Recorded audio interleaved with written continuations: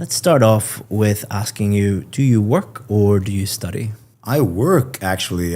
So I've co-founded the startup. It's called Secure My Scholarship. It's an edtech platform that connects students with scholarships at universities around the world. So I work full time, longer than full time, if you may say. What do you love about your job?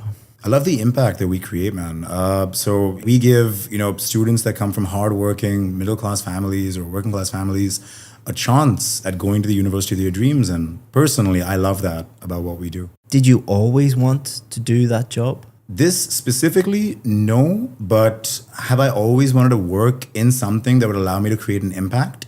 Yes. Everything I've ever done in my life has been around companies with impact or with social causes. And somebody once asked me, if I wasn't with Secure My Scholarship, what would you do?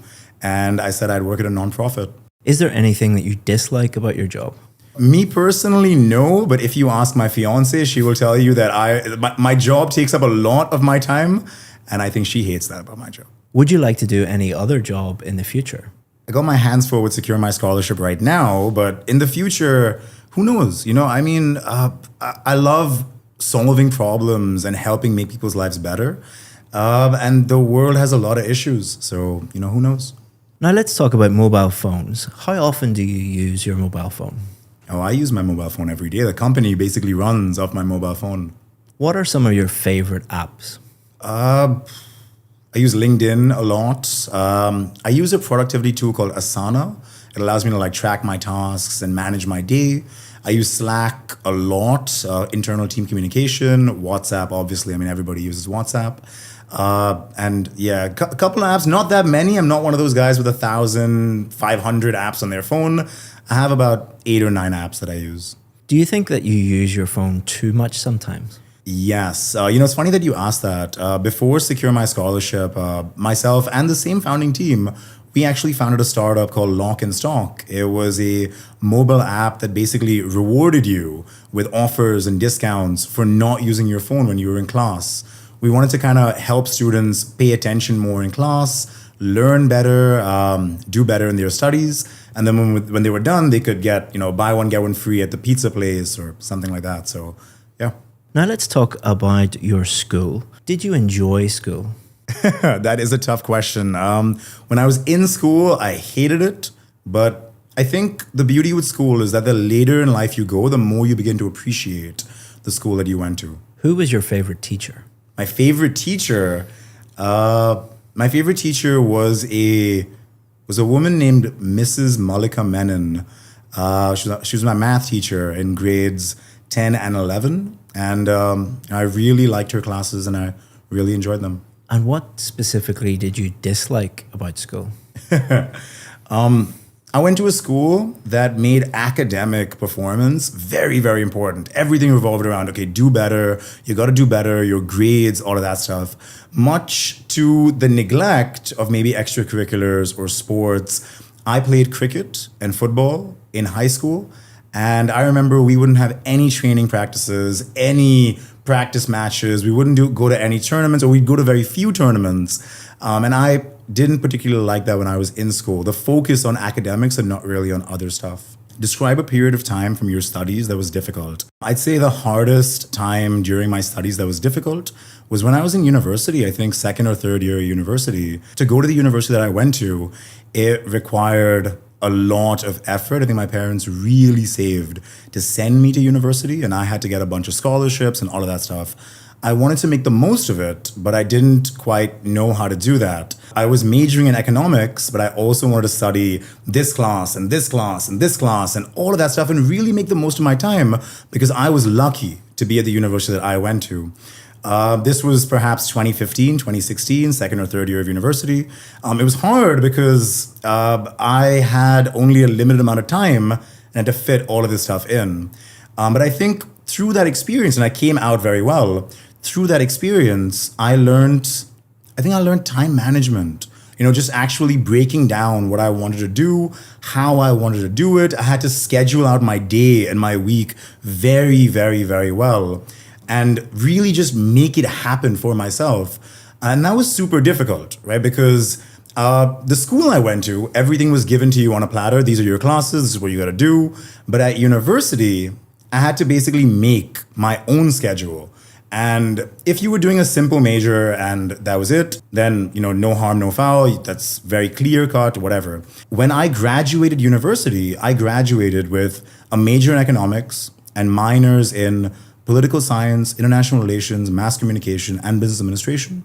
I would have had another minor in finance as well. So I had 4 minors that I graduated with along with my major, and I would have had a 5th minor as well. And to make all of this work and just fit it into my schedule, super difficult. But as I say, I was lucky to be at university when I was, and I wanted to make the most of my time there. So we've been talking about a difficult time you had at university, and we're going to continue to talk about university education and higher education in general. Should higher education be free to all citizens? In an ideal world, yes, I think. The cost of quality education today is incredibly expensive and is rising year over year. What happens with that is that this phenomenon then prices out so many people from the middle class and the working class who aren't given the same opportunities. It shouldn't be that, okay, only if you can afford to pay $150,000 a year, you can go to a top 10 business school around the world and succeed in life. I mean, that's not fair. It shouldn't have to be that way. Through Secure My Scholarship, I remember there was this one girl 2 weeks ago who applied for an MBA in the USA. And the cost of that MBA was like $65,000, which, $65,000 is a lot of money. And especially when you're earning in rupees in India, that's a hell of a lot of money. Now, what's her solution? Should she give up on her dreams? Should she not go ahead and do it? What does she do? She applied through our platform. We helped her get a $25,000 scholarship to bring her fees down from $65,000 to $40,000. We can't make it free. Unfortunately, we're not the government. We're not God or the government or whatever. We can't make it free, but we can minimize it as much as we can. I remember I was on a call with her, and just the look of excitement on her face when she got this, because she was taking a loan to go do her MBA, and we effectively cut her loan by half. And that's amazing. Should scholarships only be given to gifted children? In a world with finite resources, I suppose, I guess this is a tricky question, right? Because if there are only N number of seats and there's a cost that is Y and whatever, then you have to ensure that students who are, academically talented or talented at a sporting level or an athletic level or whatever, are able to get that push that they need, because there are only limited seats. So, if they're not going to get it, then somebody else is going to get the seat and they're going to miss out. So in that scenario, yes, scholarships. And in this sense, 100% scholarships should be given to gifted children because they've displayed some sort of aptitude or level where they can succeed, and they should be given that push, I think. Now, who determines how scholarships are given out? And I know there's a lot of foul play at the university level, or, this guy is my cousin's kid, so give him 100% scholarship. It shouldn't be like that. There should be an unbiased council that has to vote and decide, or however these things are done, but it should be fair. But in a world with limited seats and limited opportunities, I guess, you have to make sure that students who display a level of talent get access to those scholarships, I suppose. But again, just coming back to the previous question, if every student was allowed to study, that's a much more ideal world, I think. Some people think that charities should provide gifted children with scholarships, and other people think that the government should do it. Who do you think should provide scholarships? Can I say everyone? The government, it's in the government's best interests to ensure that its best and brightest receive the best education possible, because they will then contribute to society. So it's in the government's best interest to do it. From a charity or a nonprofit standpoint, 100%. So someone once asked me, I was on someone once asked me, I was having a discussion, and they asked me, Craig, if Secure My Scholarship, just becomes this huge company and, you exit someday, what are you going to do? And, my ambition, at least, if I have the resources, my ambition in life is to someday open schools, not university schools, at the primary level or up to the middle school level, and make it free. just for any student to come and get a great education for free, literally. So that's something that I am passionate about. That's also why I work 100 hours a week on Secure My Scholarship. So, I mean, if there's a charity or a nonprofit that's committed to this cause, then 100%. And the third, I guess, stakeholder is the universities themselves. I mean, let's get one thing straight, right? Universities are incredibly wealthy institutions. You look at not even your top 20 or top 30. You look at your top 200 universities in the US, in the UK, they have billion-dollar endowment funds that are invested into, some invested into government bonds or T-bills or whatever it may be. There are I think Harvard's endowment fund is 40 billion or 50 billion. I mean, don't quote me on that, but it's in that ballpark range. I mean, that's a lot of money from a university standpoint as well. I feel like it should just be a part of their social responsibility to give back to the community that has given them so much. So that's what I think. How will third level education change in the future? I think tertiary education, university education is going to get more creative. It's already happening as well. But I mean, higher education is something that it will never go through like a sudden shift. A lot of people said after COVID, everything will be online, physical campuses are done, whatever. And that just wasn't to be. I mean, even till today, we have students who apply through Secure My Scholarship for on-campus classes and online classes. And 99% of students are applying for on-campus classes. Online just didn't shake up the industry like everybody predicted.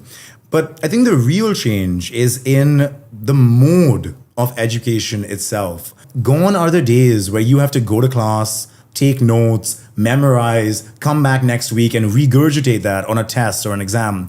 That doesn't work anymore. You're not training people the right way because today, if you need information, there's Google, there's ChatGPT, and probably a lot other resources that can't come to mind right now, but information is available at your fingertips. What you need to train people about or train people for today is how to utilize this information. How well can you analyze the information in front of you? How well can you use the data that you have available to you? Do you know where to look? How well can you think through the problem to then break it down, to then find the solution in the sea of information available on the internet? How well can you do these things? How creatively can you think through a problem and figure out a solution? These are things that cannot be replaced very easily by ChatGPT or Google or whatever. These are the skills of the future. Memorization and answering questions on an exam it's not really required anymore. And I think this shift is already happening and will really become more profound maybe 10 or 15 years from now. Well done. That's the end of the speaking test. Awesome. Thank you so much. So, full disclosure, Craig is not one of our students. We have never taught him English. He's never attended any of our IELTS courses or anything like that. We want to be 100% honest with you guys. But I noticed Craig online, and he's an Indian national who I think you will agree has reached a level in English which is unbelievable. He's easily a band 9. If there was anything above a band 9, I think Craig would get there.